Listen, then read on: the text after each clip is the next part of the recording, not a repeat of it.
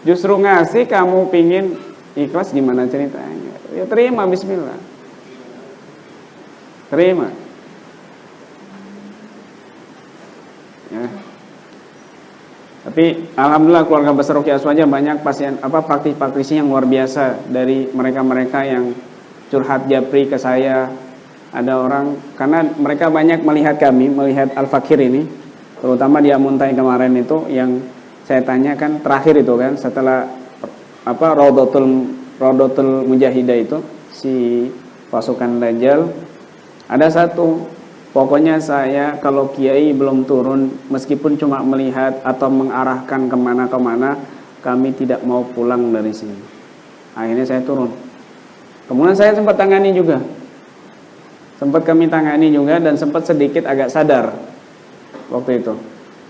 Akhirnya ya Allah, ini nggak makan 3 hari 3 malam karena dimasukkan air dibuang, ya Allah, ini repot ini, bahaya ini, perutnya sudah sakit saya tekan begini, ini bawa ke rumah sakit saja biar disuntik tenang, biar bisa masuk ataupun diinfus gitu. Ya dia mau. Terus kita tanya, ada uang ibu? Nggak ada. Oh ya sudah, akhirnya kami berikan uang. Pikirannya cukup untuk diinfus atau bayar rumah sakit.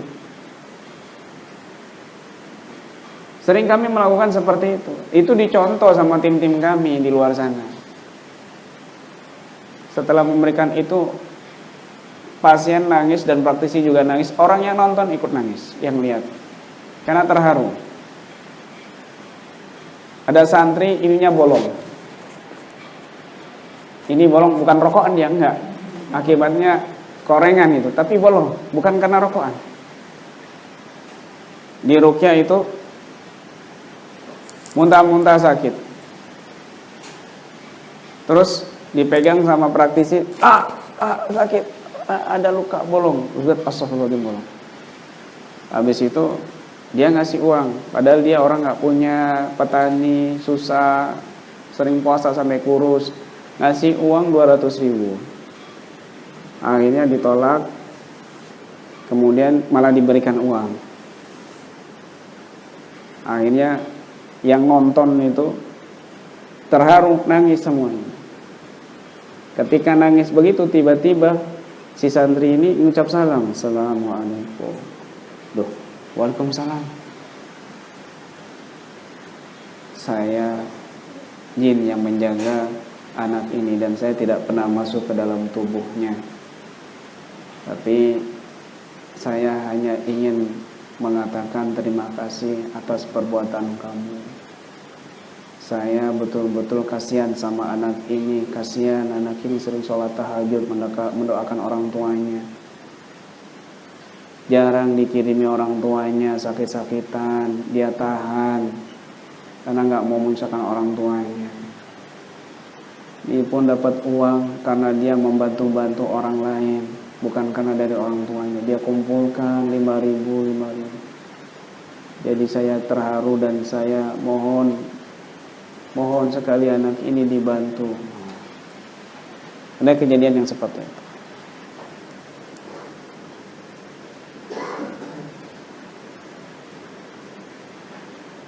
Kemudian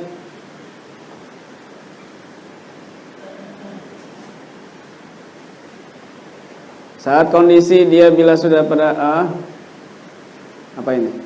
sempat bingung saat markir terus dikuasai jin dalam waktu yang lama, kurang lebih 1 jam. Walaupun sudah banyak baca ayat, malah tambah ngamuk-ngamuk dan cenderung menyakiti dirinya sendiri. Bagaimana teknik mengeluarkan tanpa menyakiti si markir? Nah, jadi ini yang kadang-kadang bagi pemula itu dikit-dikit dia mengandalkan jampi-jampi ayat-ayat Quran. Dibacakan ketika orang kesurupan, dibacakan Quran terus tambah ngamuk-ngamuk. Nah, ini bukan cara yang efektif. Bukan. Tapi kamu langsung ajak dialog. Itu udah sering begitu. Ada pasien Ruqyah Massal, terus kita lagi konsultasi, saya lihat ini kok nggak selesai ngamuk-ngamuk. Akhirnya, bentar Bu ya. Itu tuh sini. Pasiennya ke sini, bawa sini tuh keluarnya. Nggak mau jinnya ngamuk-ngamuk. Ayo kamu ke sini. Wah, kamu jin yang ada dalam tubuh itu, di tubuh misalnya Mbak Fitri. Ke sini. Ayo kita ngomong baik-baik. Akhirnya mau datang. Terus langsung tunduk depan kita. Kenapa kamu? Sudah lama ya kamu di sini. Kamu sebenarnya panas kan? Iya. Langsung nurut sama kita. Tanpa kita baca apa-apa, dengan santun ngobrol pelan-pelan. Akhirnya mau diislamkan karena mau ditukar gitu kan sama apa dia jinnya ini suka. Akhirnya kita jodohkan dengan bangsa jin yang sudah masuk Islam. Dia mau keluar gampang tanpa ada bacaan-bacaan. Selesai. Sering seperti ini. Ya, jangan kasar, yang penting itu dari hati. Jadi jin itu juga perlu dikasih hati, bukan cuma pasiennya aja yang cantik-cantik dikasih hati. Kebiasaan kamu ini.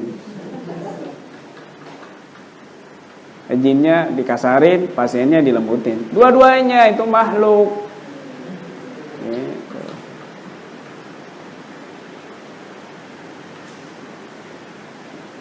Saat konsultasi dia bilang sudah pernah ruqyah, tapi terapisnya nggak berani ngelanjutin karena melihat jin nasab di tubuhnya.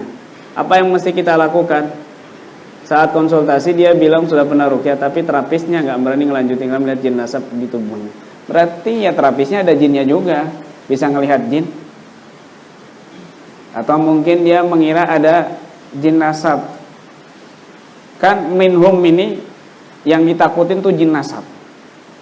Ini yang sering kita dengar, jin nasab, susah, terutama di Johor Bahru. Kalau urusan jin nasab sake ibaratnya itu mereka sudah angkat tangan sudah. Nah, ini sudah don duluan namanya nih. Padahal kita sudah mungkin ribuan kali kita nanganin jin nasab. Keturunan, bahkan sejak bayi 39 tahun ada di sini. Di YouTube sudah saya tampilkan itu salah satu kasusnya. 39 tahun sejak bayi diisi jin nasab sama bapaknya. Berhasil sembuh.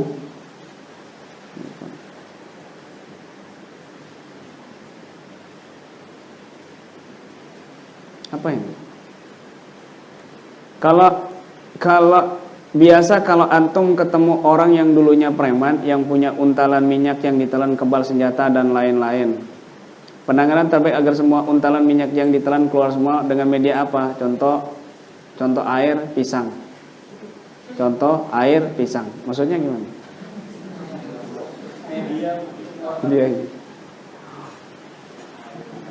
Jadi kalau ada orang pernah nguntal, ya nguntal jimat raja untuk kekebalan, itu pokoknya ruqyah simai, ruqyah air itu adalah prosedur awal kasus bagaimanapun. Itu yang penting kita pegang. Baru setelah itu teknik-teknik yang lain, misalnya kamu baru dapat teknik telur, ya gunakan teknik telur. Di mana untalannya yang kamu berasa sakit, tempelin ujungnya. Nanti berasa sakit sudah lanjutin ya kan, terus tarik kan. Atau di laser kan begini. Nah, dan diminumin air ruqyah herbal untuk di dalamnya. Begitu. Kuntilanak yang sering keluar masuk ke tubuh seseorang karena anak sekolah ini termasuk lemah. Cara untuk menutup akses portal gaib agar kuntilanak maupun lainnya tidak bisa masuk ke tubuhnya lagi. Nah, ini juga kuntilanak banyak juga di sekolahan-sekolahan. Mungkin ada yang magang di sana, ada yang jadi tukang bersih-bersih di kamar mandi dan lain sebagainya. Itu banyak memang di sekolah-sekolah. Kuntilanak ini ibaratnya kucing, di mana-mana ada. Di rumah ada. Di gedung ini ya banyak kan begitu. Di kuburan banyak, di pohon-pohon besar banyak. Pohon pisang, bambu juga banyak. Itu namanya jin-jin rakyat jelata ibaratnya. Kerucil-kerucil, jin-jin yang kerucil-kerucil. Ya.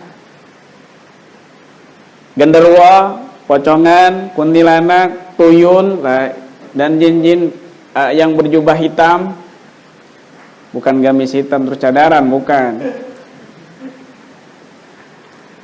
Gamis hitam tapi ada rambutnya panjang, ada yang begitu. Ini bukan kuntilanak. Kemudian juga ada yang kuntilanak gamisnya merah. Nah, ini ekstrim. Tumbal biasanya. Pusatnya di Casablanca, Jakarta. Itu sumbernya di situ. Kalau di Kalimantan ini kebanyakan putri-putri. Pakaiannya putih, rambutnya kadang putih juga, ada mahkota. Tapi di sampingnya buaya putih. Nah, itu. Ada juga yang pakai rumah makan, dia bekerja sama dengan putri, tapi syaratnya rumah makannya dinamakan putri, rumah makan putri, rumah makan putri, rumah makan. Kenapa? Karena sudah kerjasama sama si putri jin dari bangsa jin begitu. Tapi ini bukan semuanya.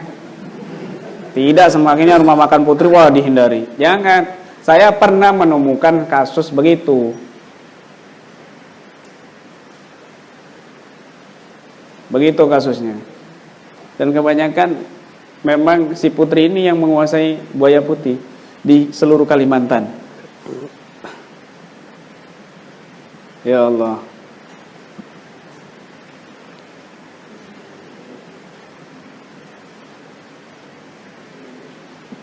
Bagaimana kalau kuntilanak ini sering masuk ke tubuh seseorang? Berarti ada akses yang terbuka di situ, ada portal gaib yang terbuka di situ. Tanyakan kepada anak itu yang sering sakit di bagian mana pundak, coba diolesin air garam. Tapi yang sudah diruqyah, ibaratnya kasih salap itu. Setelah kita kasih salap, kita kasih air minum ruqyah. Kemudian kalau dia muntah, biarkan dia keluar. Kalau sudah keluar, baru kamu kunci 3 titik sukmanya, ya, 3 titik sukmanya. Yang luka-luka koreng gaib tadi itu, ya kamu tinggal apa ya, hampir menempel. Kemudian kamu bacakan waja'alna min baini aydihim saddan wa khalfihim saddan fa'agsaynahum fahum la yubsirun. 3 kali cukup. Terus kamu tiup, sudah. Insya Allah aman, nggak balik lagi. Itu yang sering kami lakukan. Begitu.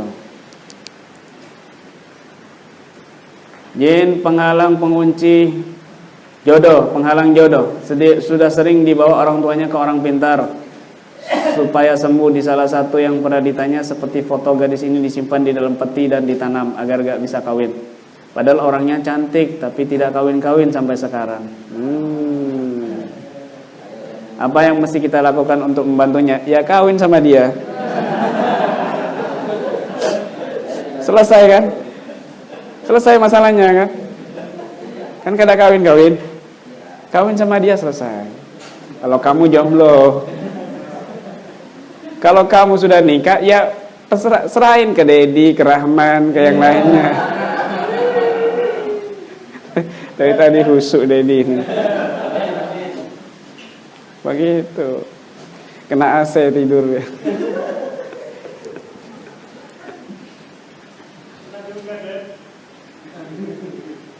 Ya di ruqyah, nggak usah patah hati, apalagi cantik, semangat kamu kan.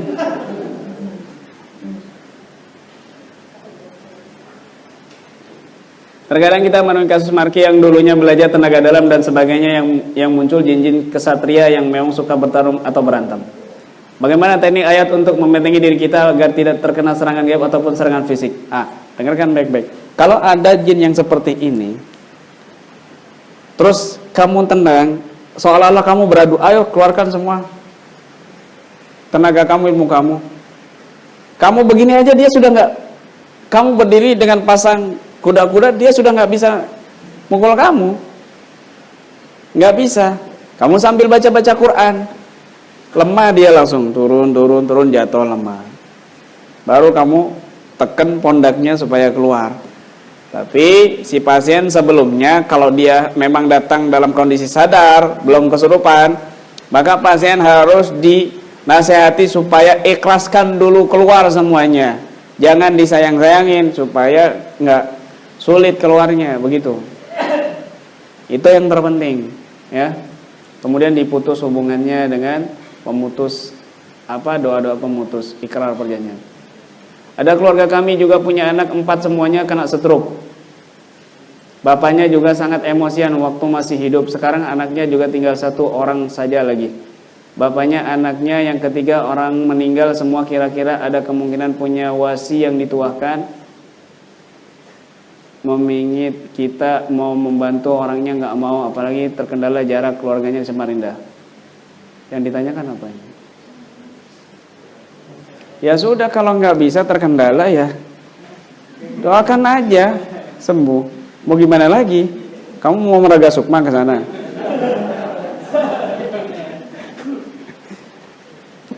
Bingung dia, buat bingung sendiri, akhirnya dia yang stroke nanti. Ada keluarga kami sangat kasihan, sudah berumah tangga sekitar 13 tahun. Namun sampai sekarang belum diberi Allah Subhanahu wa taala anak dan sudah berikhtiar juga kemana-mana. Apa yang mesti kita lakukan? Misalnya orang tersebut sudah diruqyah dan amal yang sudah mesti kita suruh buat mereka agar hajat mereka cepat terkabulkan. Kadang-kadang ini juga dosa.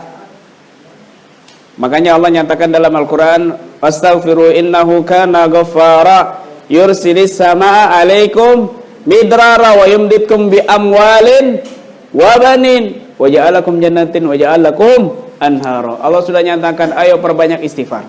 Kalau kamu perbanyak istighfar, hujan ini turun jadi rahmat, makmur tanamanmu. Wa yumditkum bi amwalin, kamu juga banyak uang. Yumdit itu dari semua sisi. Yumdit digampangkan dari semua sisi kalau orang perbanyak istighfar. Min haitsu la yahtasib itu. Bi amwalin wa banin, dan juga anak. Bukan cuma ibnun, tapi banin, anak-anak. Anak-anak, wabanin, maksudnya anak-anak banyak. Bukan cuma satu anak, bisa jadi dari istri kedua, istri ketiga kan. Artinya kamu bisa perbanyak istighfar, itu mempermudah kamu untuk poligami kan, bisa juga. Ya Allah. Sudah suruh perbanyak istighfar. Kasih air ruqyah, itu yang kami alami. Pernah ada orang 8 tahun nggak punya anak, minta air ruqyah, dikasih, baru pertama kali ketemu, belum jadi praktisi. Akhirnya dia minta ruqyah, itu pun saya buru-buru, dan dia bilang belum punya anak 8 tahun. Kemudian saya kasih perbanyak istighfar. Subhanallah, dia ngabarin saya jarak 2 bulan, dia istrinya sudah hamil. Masya Allah, oh senangnya luar biasa kita orang. Rezekinya dia. Rumah kami, kata orang pintar, terkena perlintasan jalan bagi makhluk gaib. Bisakah jalan perlintasan ini dipindahkan karena istri sering sakit atau diganggu? Pertama, kamu lapor Pak RT dulu, bilang ini harus ditutup, ini bahaya, ini portalnya ini kan. Bagaimana Pak RT ini kan gitu. Nah, ada lintasan begitu. Ada kejadian tuh di mana ya, saya lupa. Ada yang melihat, oh di Kalimantan, di Tanjung. Ada yang melihat ini rumahnya lintasan dua kelompok jin. Dari jin sebelah sana sama jin sebelah sana, kemudian tembusnya ke rumahnya dia. Terus nggak ada gang lainnya lagi, mesti ke situ. Nah, akhirnya, bismillah lah, kalau memang betul yang dilihat ini, ya Allah, hamba niat menutup jalur jin ini. Wah, akhirnya action lah, seperti pemburu hantu kan, begini. Untuk memindah jalur jin tadi itu. Action begitu tuh sebenarnya bukan karena actionan, tapi untuk lebih menguatkan sugesti, untuk memindahkan arah. Kan ada jurus kungfu, ada jurus ini, itu semuanya kan sugesti untuk menguatkan jurusnya lebih ampuh. Semua gerakan-gerakan itu untuk menguatkan sugesti tujuannya. Gerakan sholat juga begitu, untuk menguatkan kamu sholat begini, untuk menguatkan sugesti kamu bahwa kamu tunduk kepada Allah. Gerakan semuanya itu untuk menguatkan sugesti. Begitu. Kemudian ada yang kelewat tadi. Iya.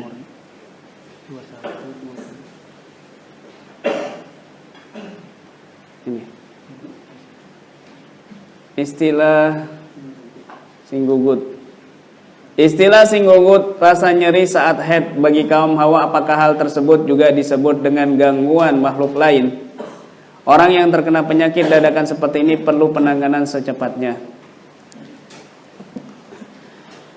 Jadi singgugut ini memang banyak perempuan yang sakit ketika menstruasi sampai melilit perutnya, sudah obat kemana-mana nggak sembuh, itu indikasi ada gangguan gaib. Kalau dia memang sudah ke medis dan nggak ada perubahan, nggak sembuh. Nah, itu biasanya jinnya ada di rahim, di perut, di rahim.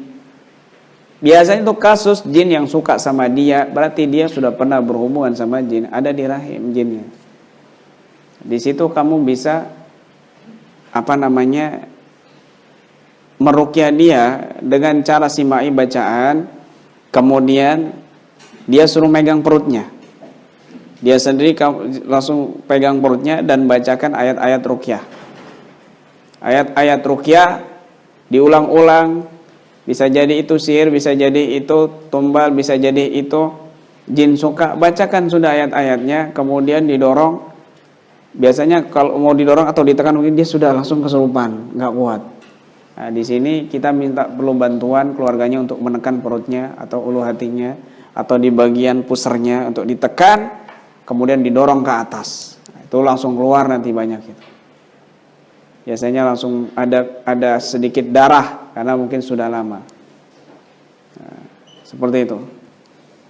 Dan kita obati dengan bidara, itu paling bagus untuk menetralisir sisa-sisa racun-racun yang ada di rahimnya atau di perutnya. Ini sudah 2 kali berarti pertanyaan tadi.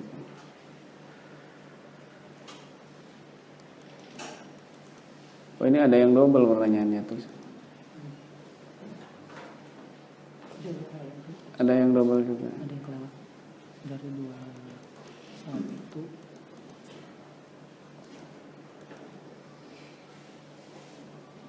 Udah.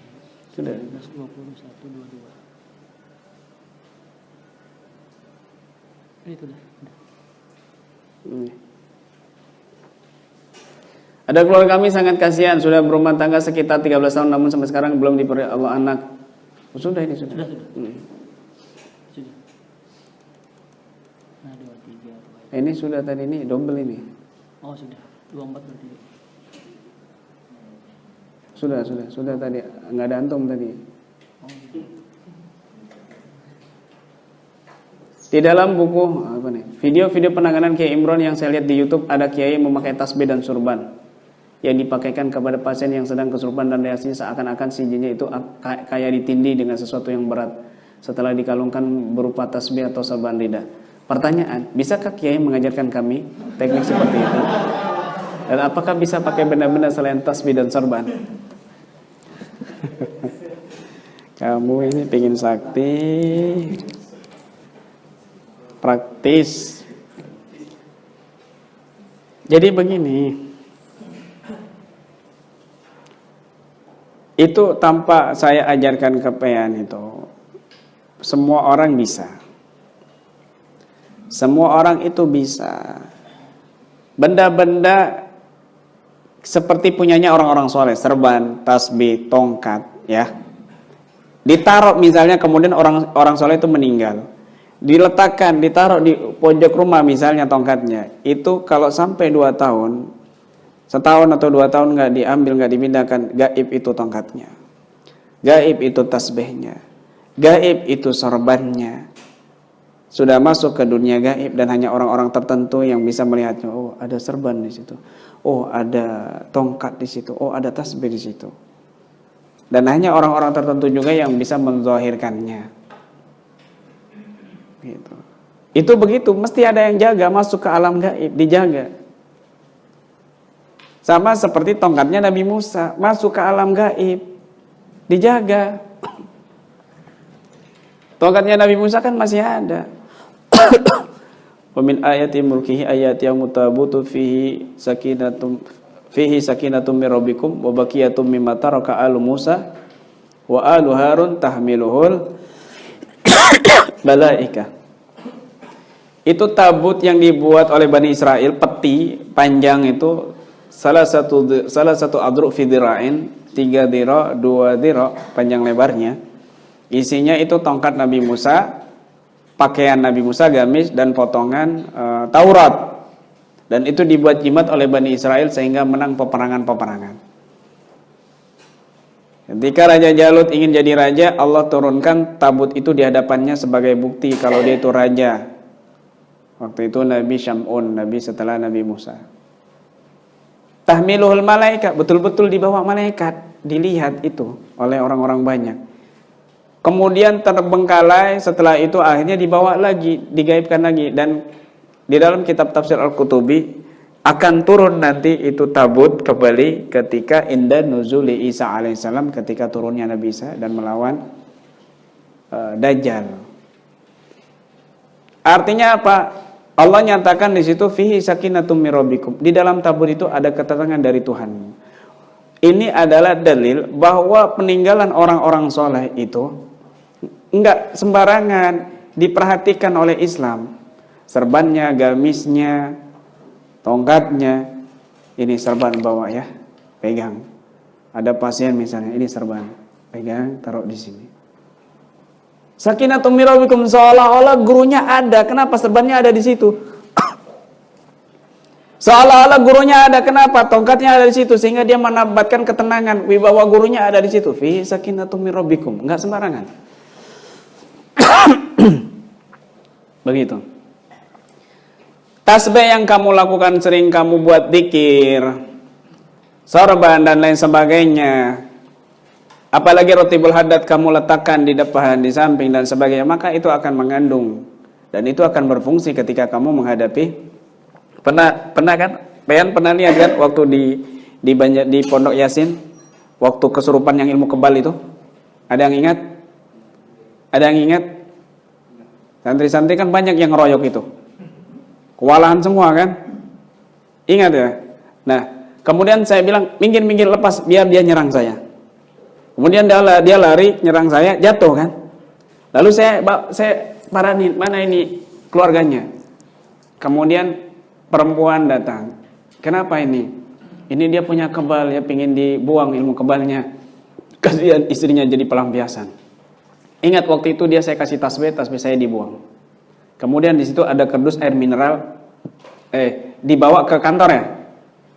Dibawa ke kantor, terus saya kasih air sobekan kardus, saya suruh pegang. Ada Ustaz Haidir kan? Di situ dia nggak bisa bergerak, dia langsung berontak, terus kepanasan. Padahal megang kardus. Terus jinnya dialog, baru kita Islamkan dan baru keluar jinnya. Ini Ustaz Haidir saksinya.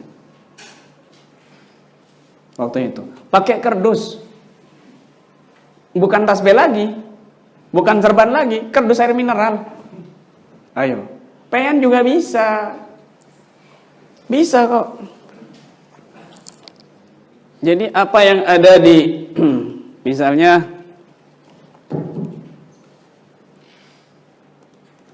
seperti ini ya, video seperti ini contohnya.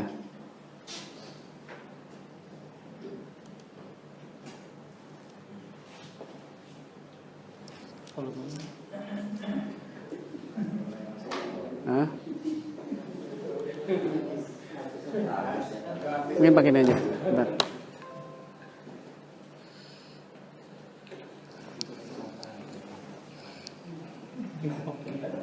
Saya open. Oh. Hidup. Udah.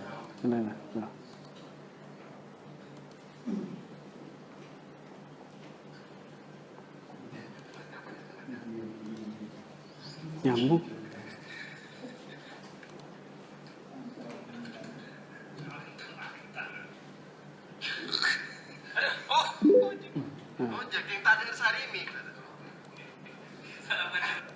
Belum nih. Belum masih bentar.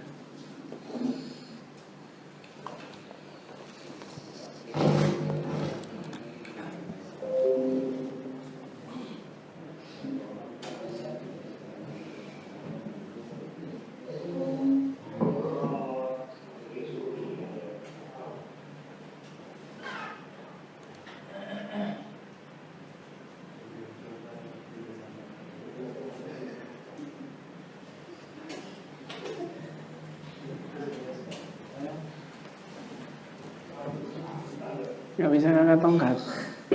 Oh, jadi pada saya ini. Minta kencing.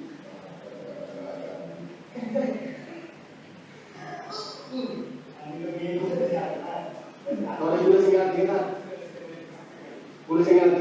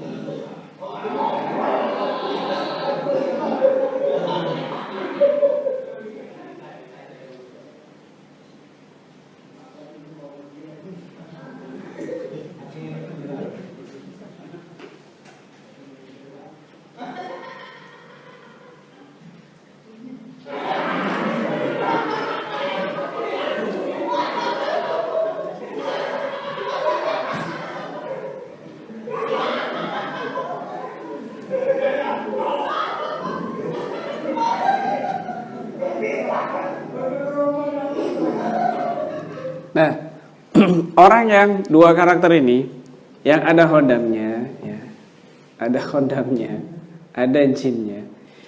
Kalau antum betul-betul yakin, nggak akan bisa nyentuh antum. Jangan antum, barang antum nggak bisa dipegang. Satu. Dia menyerang antum dari belakang, nggak bisa, mental duluan dia. Yang kedua, orang yang emosi tinggi, sudah betul-betul dikuasai amarah tinggi. Ini semua berdasarkan pengalaman saya pribadi. Nggak bisa, nggak bisa.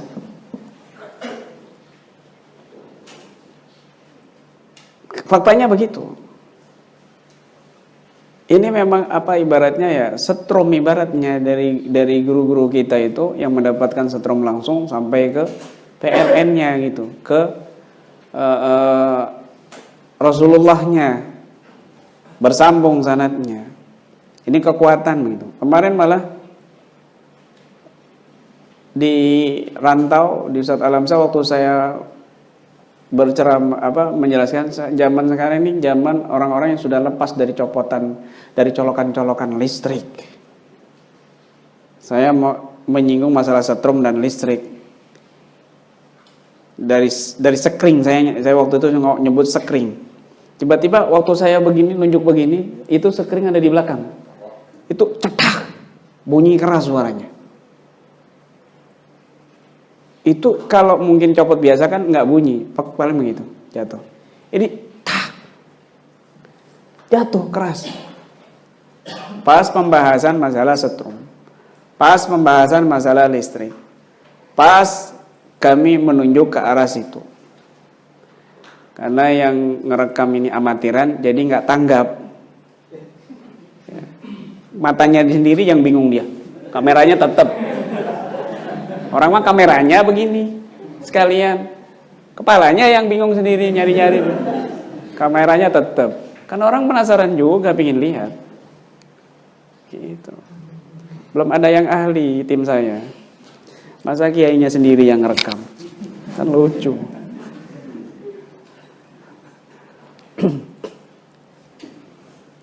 Nah, jadi kayak contohnya juga seperti ini. Ada kok di antum ini sudah ada, cuma antum nggak pede gitu.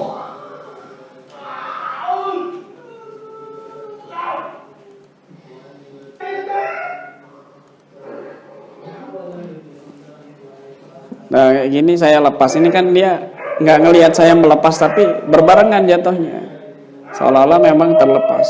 Nah ini bukan rekayasa, ini beneran ada gitu. Dan ini sudah ada bagi mereka yang sudah saya qabiltu, yang sudah saya ijazahkan kemudian qabiltu, sudah ada.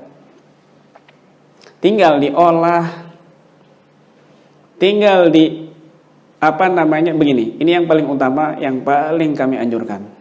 Dan ini sebenarnya rahasia. Antum ingin menambah daya voltase listriknya, mudah. sering bertawasul. Makanya kami ada rutinan tawasul. Kan ada di buku Mubes itu, ada tawasul tebal itu kan. Seluruh Nusantara disebutkan, bahkan luar negeri beberapa. Dan seluruh ulama se-Kalimantan juga disebut. Di buku wirid itu loh, buku khusus Mubes, apa semuanya sudah dapat di sini? Di situ. Kenapa? Karena kalau sudah antum tawasul, ya, maka kan mereka sudah ada daya listrik yang besar yang menyambung sampai ke PLN. Ini para ulama ini. Listriknya ini nyambung sampai ke Rasulullah. Ketika antum ngasih hadiah ke mereka, nyolok ibaratnya, antum juga dapat bagiannya. Makanya Al-Ghazali mengatakan idza kunta fi qalbi arifin billah. Kemudian kalau kamu ada di hati orang arif billah, Allah kasihkan madad, imdad dan lain sebagainya, kamu juga dapat bagiannya. Karena kamu nyambung, nyolok gitu loh. Misal kamu ngasih hadiah ke orang lain, ke tetangga sering ngasih hadiah hampir setiap hari. Lama-lama tetangga itu penasaran, siapa yang ngasih hadiah saya? Lama-lama kamu dikenal. Terus ketika kamu butuh bantuan, dia akan bantu kamu tanpa kamu minta. Ketika kamu sering ngasih hadiah surat Fatihah ke wali-wali orang soleh, lama-lama kenal sama kamu. Orang mereka juga dikasih pemberitahuan kok sama Allah. Sama seketika kamu, nama kamu, Facebook kamu, WhatsApp kamu, di tag namamu, atau di dalam komentar postingan kamu, komentarnya menyebut namamu, kan ada pemberitahuan di HP kamu. Ini menyebut kamu, men-tag nama kamu, kan begitu.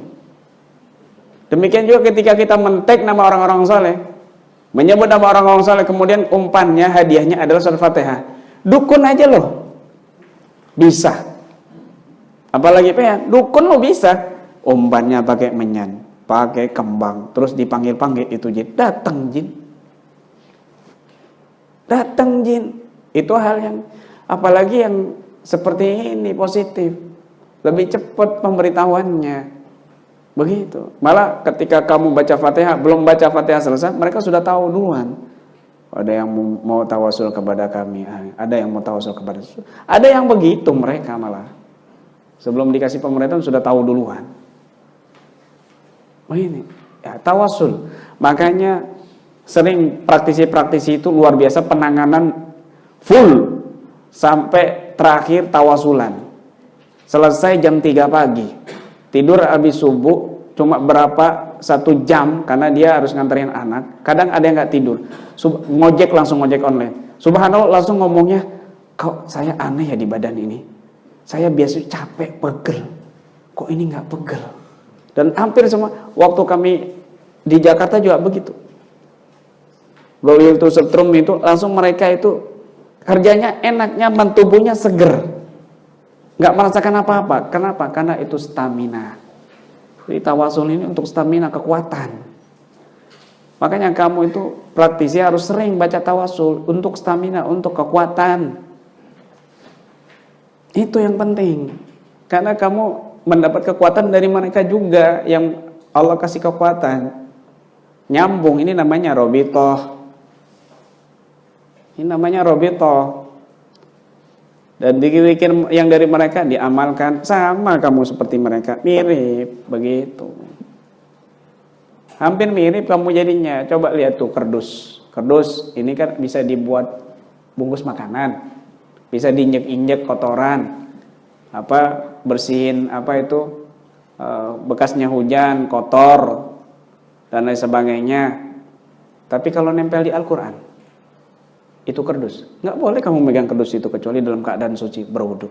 Tapi kardus itu, kenapa bisa mulia seperti itu? Karena nempel sama yang mulia, ngikut gitu loh. Maka dia ngikut mulia juga. Sama seperti itu logikanya. PR ngikutin orang-orang saleh. Nih misalnya di meja ini ada bunga mawar, bunga melati atau bunga hiasan itu. Padahal dibuat dari plastik. Ditaruh di sini, kira-kira cantik nggak ruangannya? Cantik, seolah-olah seperti beneran. Karena niru. Ketika kita meniru orang soleh, amalannya, perilakunya, adatnya, ilmunya persis. Apalagi nyambung, ya tambah persis. Logikanya begitu. Jadi tawasul rotibul haddad wirid sakron itu adalah jimatnya KBRA. Ya kamu jangan lepas.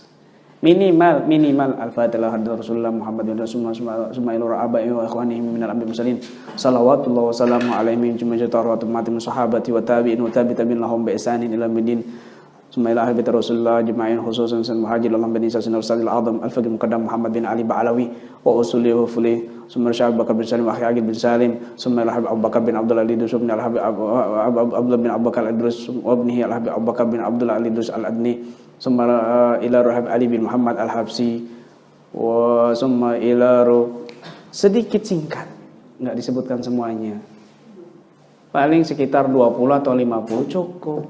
Kalau dibukukan ratusan gitu. Bagus kalau semuanya dibaca, dapat semua madat semua para wali kamu yang ada di Kalimantan, yang ada di Jawa, yang ada di Bali, yang ada di Singapura, yang ada di Johor Bahru gitu. Itu penting. Oke?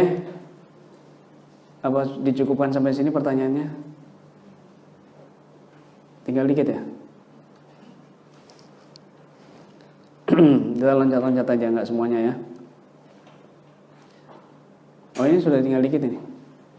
Di dalam buku pemula dijelaskan ciri-ciri dan pembagian jenis-jenis santetnya orang yang terkena santet. Pertanyaan saya adalah ciri-ciri pasien yang sudah diruqyah bisa dinyatakan sudah bersih bahwa di tubuhnya sudah keluar semua jinnya. Contoh salah satunya pada saat selesai saya meruqyah si pasien banyak sekali muntahnya. Tidak lama kemudian kita tes apakah jinnya masih ada dalam tubuh pasien. Dengan cara kita mengucapkan apakah ada lagi jin di dalam. Jadi dia nanya gitu ya. Dok, ada jin di dalam? Apakah ada lagi jin di dalam? Reaksi yang terjadi pada si pasien bukan muntah tapi mancigu, bahasa Banjar. Apa itu? Bukan. Oh. Lalu kita bacakan lagi doa-doa ruqyah sampai habis tetapi kada bereaksi apapun. Setelah itu kami coba lagi berkata, apakah ada jin di dalam sana? Di dalam sana. Ini boleh. Ini pengalaman yang lucu ini. Tajribah yang lucu. Maka mancigu lagi si pasien dan begitu seterusnya. Mana?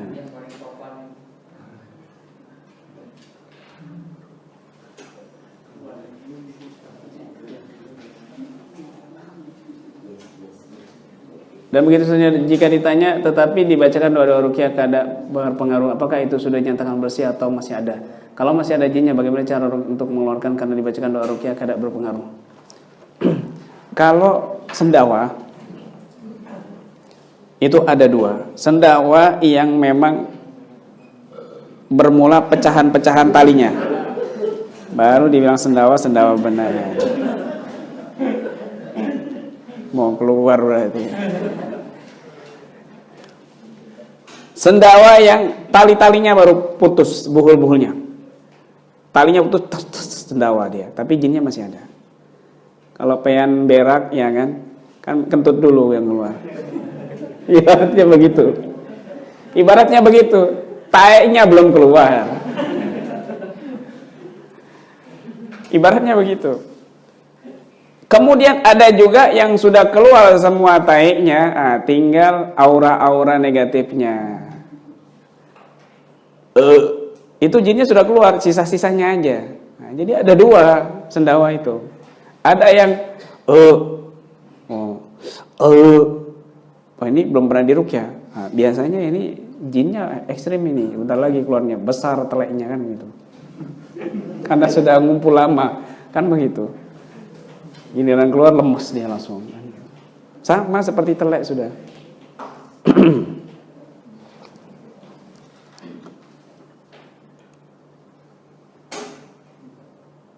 Apa ini?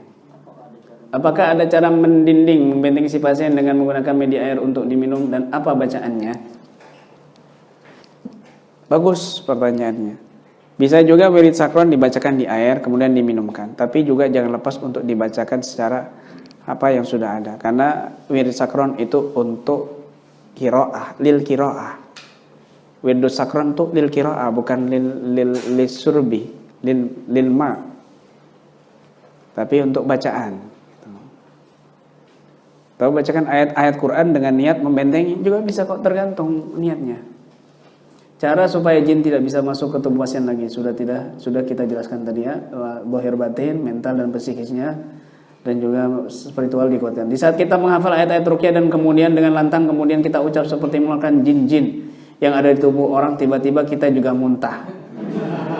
Apakah hal itu juga termasuk ruqyah mandiri dan jin selama ini bersembunyi ikut tertarik keluar bersama dengan muntah padahal tidak ada niat meruqyah? Bisa jadi dia latah, ngelihat orang muntah, jijik ikut muntah, kan begitu. Latah muntah. Kalau latah muntah itu ciri-cirinya habis muntah dia masih segar. Kalau ciri-ciri dia ngelihat orang muntah kemudian dia muntah juga terus badannya lemes, berarti itu vibrasi. Di badannya ada sesuatu. Dan harus dibersihkan. Begitu, harus dibersihkan. Ya. Apa yang dilakukan ketika meruqyah orang yang stroke, lumpuh dan tidak bisa bicara tapi menangis ketika dibacakan ayat-ayat ruqyah? Lumpuh, stroke, bisa jadi nangis ini karena mungkin sedih melihat pengen meruqyah dirinya.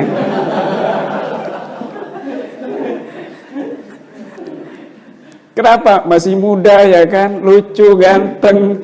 Ini dia sudah stroke puluhan tahun. Aduh nah, sedih nah kamu ngeruqyah saya, nah. Dia nangis akhirnya kan. Bisa jadi begitu. Ya Allah. Nah, jangan dipaksakan. Kalau memang sudah nggak ada maksimal lagi untuk kesembuhan, ya memang belum Allah sembuhkan. Nah, KPN kan sekarang sudah belajar teknik telur. Ya, sudah gunakan. Tapi jangan sedikit-dikit langsung bawa pakai telur, jurusnya pakai telur. Akhirnya bikin sendiri pasukan telur, tim telur. Jangan. Ada orang di ruqyah nggak reaksi, pakai telur ini. Sakit, kan ada jinnya. Padahal cuma sakit, bukan ada jinnya itu. Nah, ini ada yang main-main begitu di Jawa Timur itu. Nggak reaksi di ruqyah. Saya pakai telur, Pak Yai. Reaksi saya bilang, ada jinnya itu. Lumayan saya dapat, Pak Yai. Dipercaya saya. Pakai telur, sakit. Katanya kayak seperti pakai paku. Kan bagus, Pak Yai. Iya, tapi ya tetap kamu harus ada ruqyahnya. Jangan sembarangan langsung pakai telur-telur. Kamu ini penipuan kamu ini. Nggak boleh begitu. Itu memang alami kok sakit, apalagi kalau ada gangguan non medis, meski nggak dibaca apa-apa begitu. Jangan nipu kamu. Ya, itu bagus sekali kalau penyakit stroke ditangani dengan air, kemudian minyak, pokoknya prosedur buku, dipijat. Saya tuh seorang tua yang cuma pegel-pegel aja minta pijat, saya pijat kok. Masa pengen pijatnya cewek-cewek terus? Bahaya ini penyakit ini. Nah, kemarin itu nggak ada yang bantuin saya yang tua-tua, saya diserahin yang tua-tua semua. Yang muda-muda diambil sama dia semuanya. Apa ini? Jadi apa namanya? Harus jangan pilih-pilih.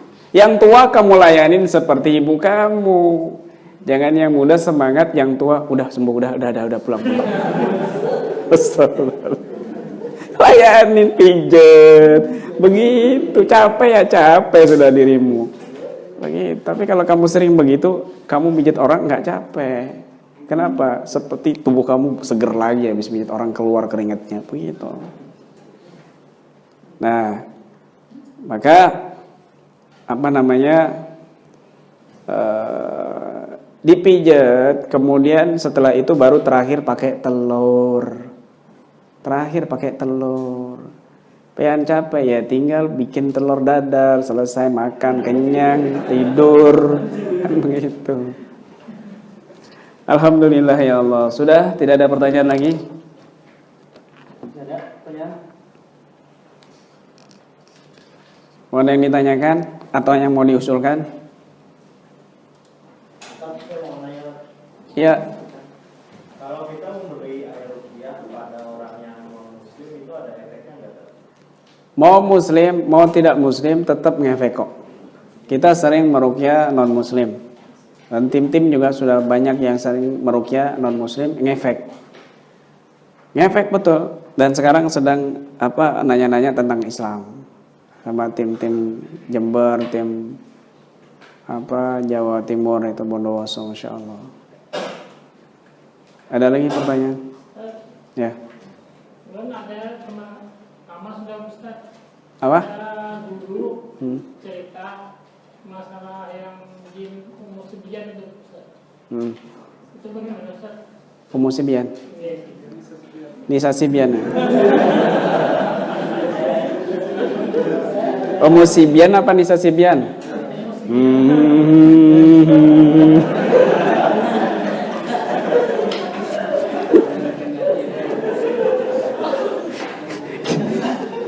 Bagaimana ciri-cirinya Umur Sibian?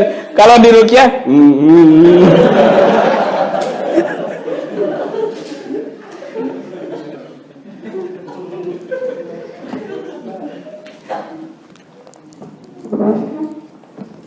bagus, Masya Allah. Begini, musibah itu begini. Banyak yang salah kaprah. Apalagi ada postingan-postingan dari Minhum. Musibah itu yang merangkak-merangkak ke tembok itu. Apa ini? Dari mana dalilnya ini? Begini, dengarkan baik-baik. Orang dulu itu di Jawa Timur ya, nggak tahu kalau di Kalimantan. Di Jawa Timur itu ada tradisi, nih dengar baik-baik. Kalau perempuan, kalau ini bersifat umum, kalau perempuan hamil, mesti dia diincar sama kuntilanak. Mesti anaknya ditungguin sampai lahiran. Ketika lahiran juga gitu sama. Lahiran ditunggu, akhirnya diganggu anaknya ini, mau dijadikan anaknya dia, rewel anaknya nangis-nangis. Kadang-kadang nempel sama ibunya, memang ibunya diikutin kuntilanak. Akhirnya nggak mau sama ibunya, sama suaminya, sama ayahnya. Ada yang seperti itu. Makanya kalau istri lagi hamil ini harus dilindungi, dibacakan wirid sakron. Istrinya juga kasih amalan supaya dijauhkan dari kuntilanak. Nah, kuntilanak yang mendekati anak kecil seperti itu disebut Ummu Sibyan. Ya. Bukan Nisa Sabian. Ummu Sibyan. Ya. Kalau di Indonesia Ummu Sibyan ya kuntilanak. Kalau Nisa Sabian kan lumayan kan begitu. Nah, kemudian itu yang hamil itu orang-orang dulu tuh sering bisa melihat. Dan sakti-sakti memang orang dulu nggak takut, nggak ada takut-takutnya. Kenampakan kuntilanak dikejar sama mereka, bukan malah mereka yang kabur. Terus ada anaknya, putrinya diganggu karena hamil itu memang dia membawa ini, memang kuntilanak begitu, menarik-narik kuntilanak seperti itu aromanya. Orang dulu kuntilanak ini kan yang paling dipuji-puji, disanjung-sanjung kan rambutnya. Semakin panjang rambutnya, semakin senior dia. Kalau kuntilanak rambutnya pendek, junior berarti, bukan senior, masih ada. Rambutnya panjang semua, nggak ada kuntilanak rambutnya keriting, nggak ada. Rambutnya semuanya lurus. Dan nggak pernah dipotong, memang nggak ada dipotong di sana itu. Nggak ada salon ibaratnya. Nah, orang dulu tahu, ayo, mau saya potong rambut kamu ini pakai gunting. Ketakutan, kabur kuntilanak. Bisa melihat dan bisa juga memotong langsung. Nah, bapaknya pergi. Nah, taruh di sini nak guntingnya nak, takutnya si kuntil datang lagi. Ditaruh di sini gunting, tradisinya di Jawa. Ditaruh di sini orang hamil gunting itu. Kuntilanaknya datang, ya ada gunting, kaburlah gitu. Takut dia. Baru gunting belum ayat kursinya. Kan begitu. Nabi Musa pakai tongkat kok lawan dukun-dukun Fir'aun. Kami yang pakai kardus, bukan kami bersandar sama kardus, itu wasilah semua, nggak bersandar sama itu. Kemudian ada bangle, kayak mungkin di sini bawang merah, bawang putih, bawang merah tunggal itu yang ditaruh di sini, kan ada tradisinya begitu di sini, ada juga ya. Nah, Itu juga gitu, itu nggak disukai sama kuntilanak baunya. Ummu Sibyan itu. Akhirnya lah kalau sekarang pakai gunting yang hamil ditaruh guntingnya diketawain sama kuntilanak. Kenapa? Emang kamu bisa lihat saya? Emang kamu bisa motong rambut saya? Begitu kuntilanaknya. Nggak takut. Sudah nggak zamannya lagi, ya beda lagi. Beda lagi. Mungkin sekarang zamannya kamu kasih uang 50 ribuan di sini kan. Atau pakai bunga mawar taruh di sini. Mungkin. Nah, kalau sekarang nggak usah gitu-gituan, ya baca ayat kursi, baca doa-doa yang lain, begitu. Itu kronologisnya Ummu Sibyan.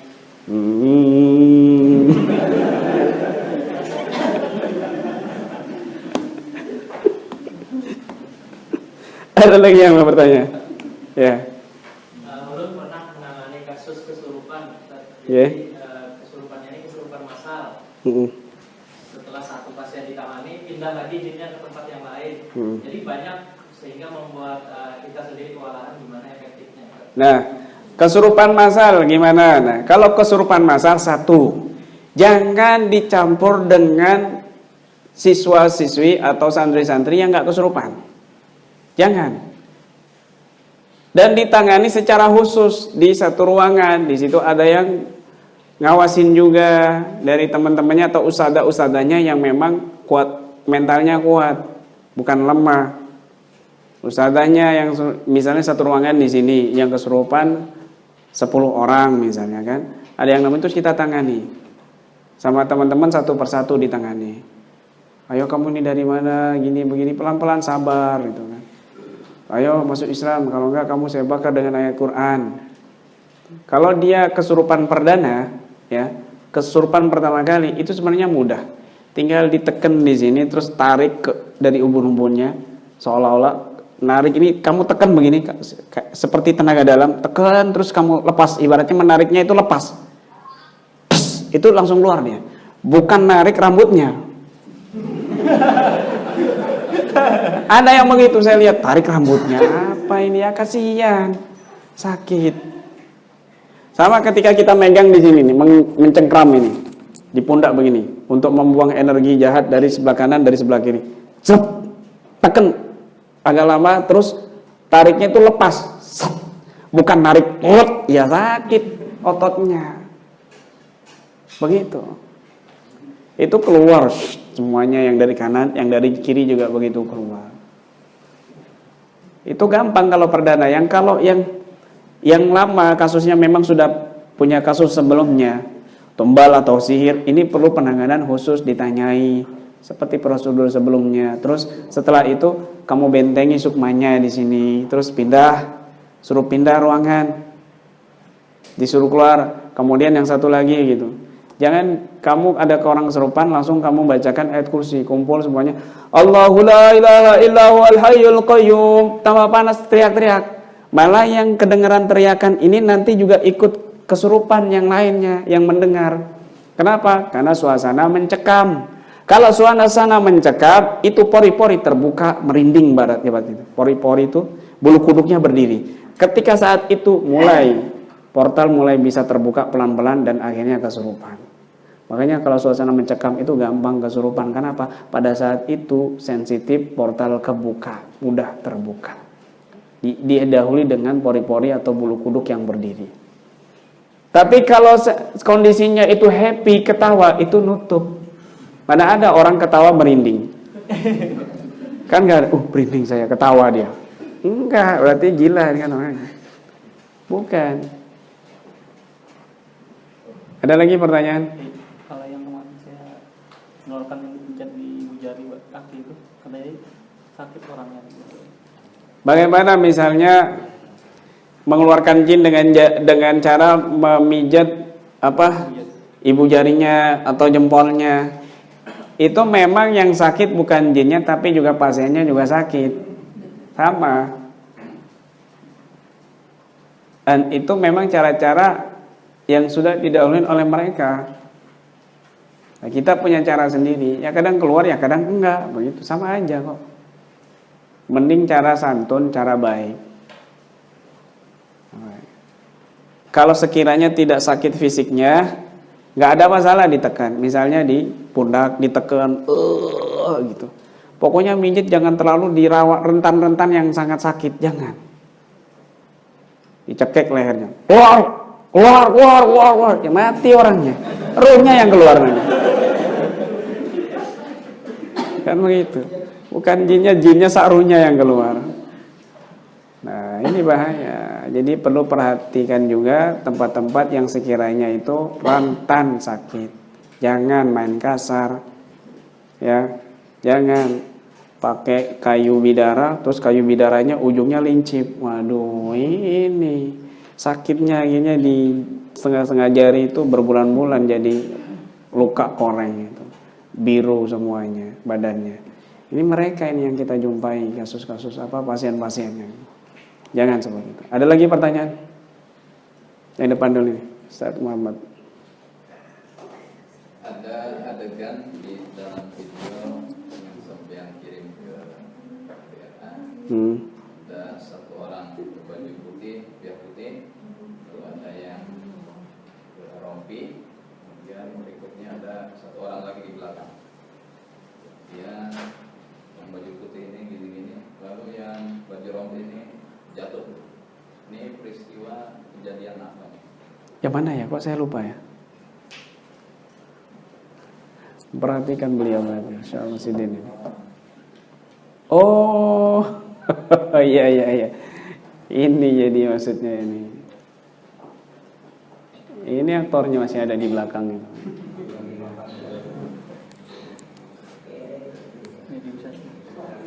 Bukan.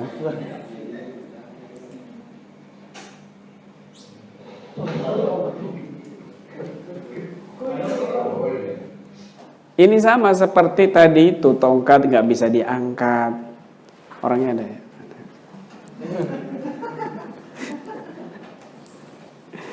Berarti ada kodamnya tuh orang. Oh iya ada, tanya aja. Ada maudimatnya, Mas. Oh, dia.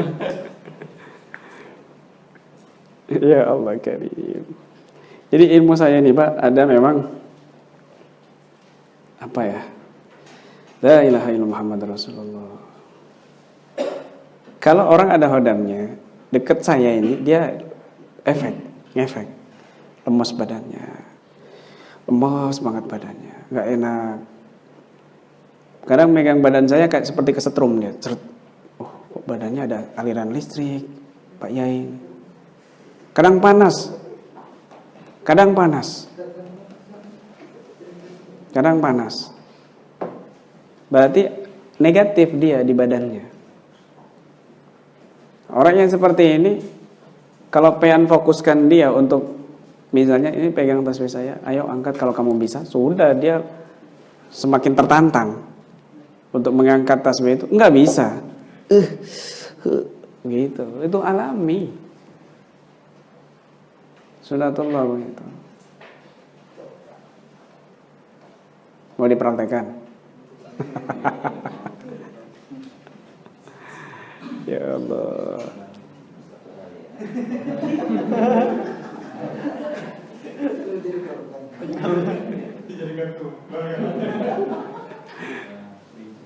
Tenang. Nanti amplopnya tebal, tenang aja.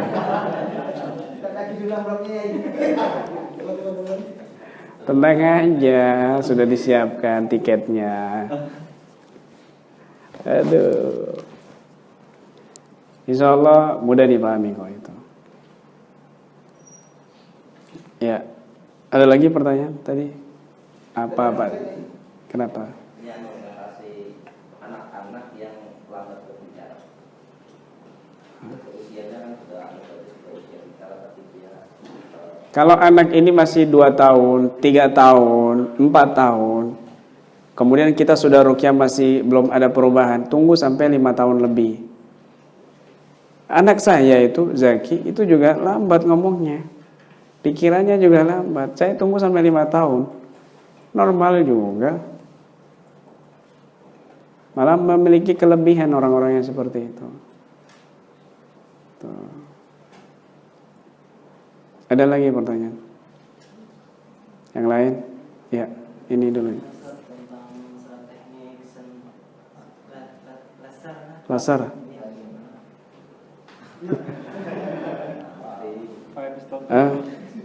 Ini berarti nambah teknik ini berarti ya. Nambah teknik. Satu teknik tadi berapa ya?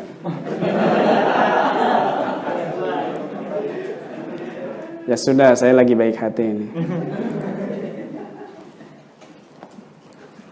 Ya Allah. Jadi laser ini, kalau pengen sering membaca tawasul ya, maka aliran-aliran rezeki ada di tubuh pengen. Dari ulama-ulama soleh tadi itu. Antum bisa, ini kan berasa ya, ini berasa ya. Yang sudah gobil tuh, yang sering baca dzikir dan mengamalkannya, maka dia akan merasakan energi panas dalam telapak tangannya, meskipun ada AC. Caranya begini, perhatikan baik-baik. Didekatkan begini. Dekatkan begini. Dekatkan gini, berapa senti ini? Ada yang berasa panas? Itu dilatih terus. Dilatih sambil tenang, rileks. Bila perlu tarik nafas.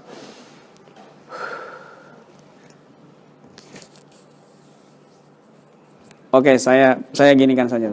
Oke, saya tambahkan aja dayanya. Mumpung lagi baik hati. Loh, mana Nisa Sabian?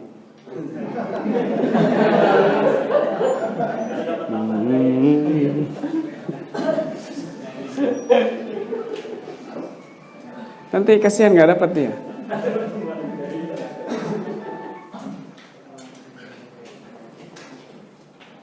Bentar, nunggu ini Nisa Sabian bentar.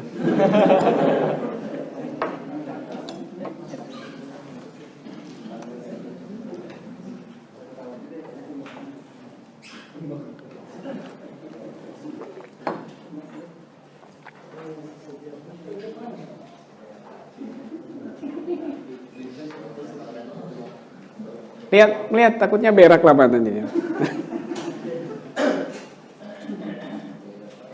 Udah sore ini.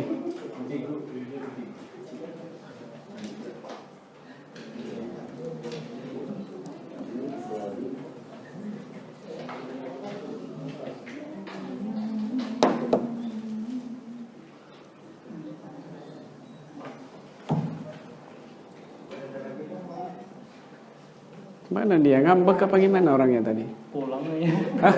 Pulang nggak orangnya? Ngambek? Orangnya masih ada.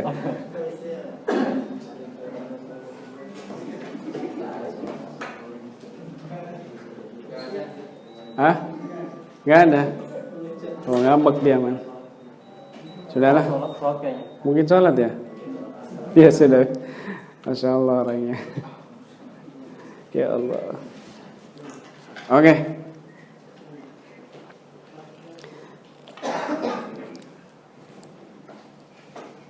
Pengen telapak tangannya itu ditengadahkan. Begini.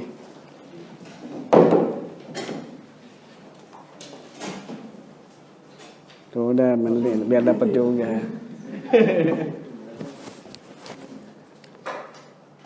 Siap nerima ya? Bismillah ya. Diikhlaskan lillahi ta'ala. Saya akan berdoa kepada Allah agar Allah memberikan madad orang-orang soleh yang bisa antum merasakan energinya yang bisa dimanfaatkan untuk kemaslahatan di dalam pengobatan. Bismillahirrahmanirrahim. Bismillahirrahmanirrahim. Alhamdulillahirabbil alamin arrahmanirrahim maliki yaumiddin. Iyyaka na'budu wa iyyaka nasta'in ihdinas siratal mustaqim. Siratal ladzina an'amta 'alaihim ghairil maghdubi 'alaihim waladdallin. Amin. Nanti PN langsung menjawab qabil tu dan saya akan tarik. Akan saya menariknya ke telapak tangan PN. Bismillahirrahmanirrahim. Allahumma ya Allah ya Rabbu ya Qadir ya Matin. Allahumma ya Allah ya Rabbu ya Qadir ya Matin. Ya Allah ya Rabbu ya Qadir ya Matin. Ya Allah ya Rabbu ya Qadir ya Matin. Allahumma inna nas'aluka al-quwwata wal hawla min a'dha'ina zahiran wa batinan hissan wa ma'nan. Allahumma anzil al-quwwata wal hawla min haula'i salihin al-madad wal inayah wal hidayah wal rahmah minka ya Allah ya Rahman ya Rahim. Bismillahirrahmanirrahim. Bidzalika anzaltu wa ajjastuka hadhil hazimah wa hadhil quwwah wal hawla fi jami' a'dha'ikum zahiran wa batinan. Bismillahirrahmanirrahim. Bismillah. Allahu akbar. La ilaha illallah Muhammad Rasulullah.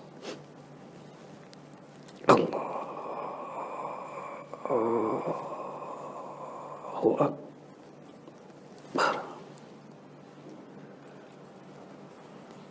Sekarang lihat saya, tetap masih begitu telapak tangan. Lihat saya begini. Ditempelkan begini. Oke. Diusap-usap. Diusap-usap biar meresap ke seluruh. Terus, bagus. Terus biar meresap ke seluruh tubuh. Oke, dan dekatkan. Dekatkan. Agak jangan nempel. Oke, rasakan energinya.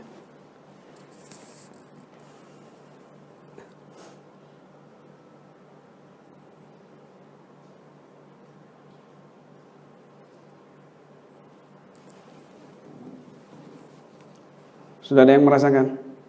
Kalau kayak ini, kayak seperti Kenapa? nih, kecil Malah besar. Ya bagus malah. Semakin membesar, jauh berasa itu semakin bagus. Berarti energinya besar. Tapi semakin menjauh belum berasa, energinya kecil. Ada yang merasakan ceret seperti setrum? Rasanya itu kayak magnet kayak gitu kan? Iya. Iya, bagus itu. Rasa ya? Sudah, antum sudah bisa melaser. Rasa? Nah, sudah. Ya.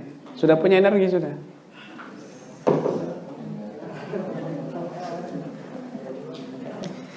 Caranya bagaimana melaser kanker, tumor, baik itu tumor jenis apapun, mau kanker payudara atau apa, jarak jauh dia sudah berasa. Misalnya kanker payudara, jangan nempel di payudaranya. Itu modus. Saya harus laser ini, harus nempel. Modus, nggak ada KBRA nempel di payudara itu.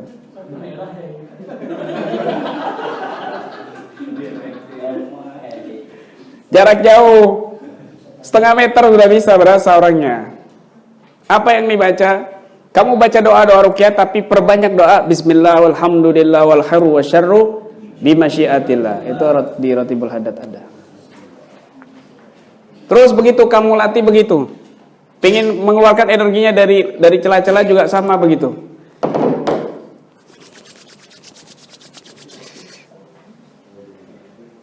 Nanti rasanya cerut panas gitu, seperti setrum. Kamu megang orang nanti yang ada jinnya berasa dia. Berasa. Sering kamu latih dalam keadaan rileks. Kamu misalnya nih, orang ini masih ada atau tidak. Bisa juga dengan begitu kamu dari jarak jauh itu sudah berasa. Ceret gitu.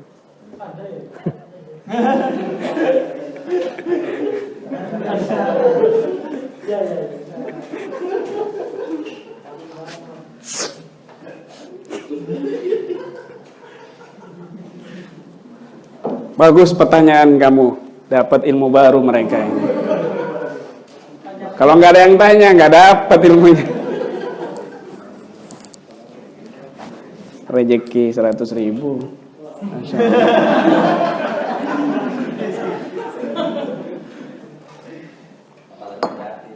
Yang paling bagusnya ketika anak kamu panas, ya.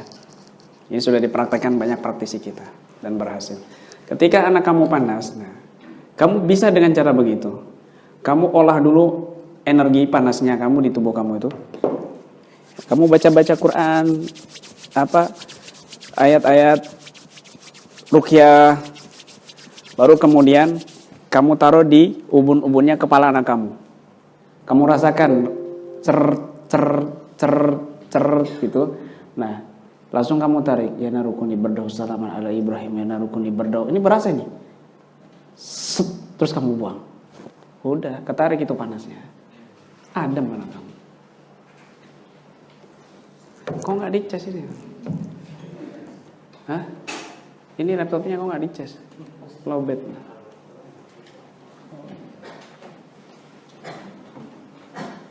Sudah cukup ya? Insya Allah sudah cukup, dapat bekalan banyak insya Allah. Mudah-mudahan bisa dioptimalkan dan dimaksimalkan di dalam penanganan-penanganan yang semakin banyak kasusnya insya Allah. Amin ya rabbal alamin. Masya Allah, itu dimanfaatkan. Energinya itu setelah kamu tawasulan, ini juga rahasia lagi. Setelah kamu tawasulan, coba kamu olah seperti itu. Itu lebih berasa lagi setelah tawasulan. Setelah rotibul hadat, tawasulan, wudu sakron, itu lebih berasa lagi. Buktikan omongan saya kalau nggak percaya. Utama di malam hari. Di malam hari. Buktikan. Kamu tes ke istri kamu, panas nggak? Kamu tes ke teman kamu. Kalau orang ada jinnya dipegang katifannya ini, biasanya bagian sesi katifan kemudian di pinggang itu, pegangnya sudah berasa dia panas. Bisa jadi langsung reaksi begitu. Sudah cukup ya. Alhamdulillah. Mudah-mudahan pertemuan ini pembinaan dan insya Allah terus upgrade ilmu KBRA ini tidak pernah berhenti dan insya Allah semakin banyak yang baru-baru, energi-energi atau tenaga-tenaga ataupun teknik-teknik baru yang ampuh sepanjang perjalanan di dalam rehla ruqyah ini. Kita menemukan banyak kasus dan menemukan banyak sekali teknik-teknik yang Allah berikan kepada kita dan mudah-mudahan tidak melanggar syariat Allah Subhanahu wa taala. Dan mudah-mudahan Allah Subhanahu wa taala mengokohkan prinsip kita semuanya zahir dan batin, meneguhkan kita, memberikan kesabaran kepada kita apapun ujian yang menimpa kita. Kita terus berdakwah lillahi ta'ala dengan media yang memberikan manfaat kepada orang lain, baik itu berupa pengobatan dan lain sebagainya.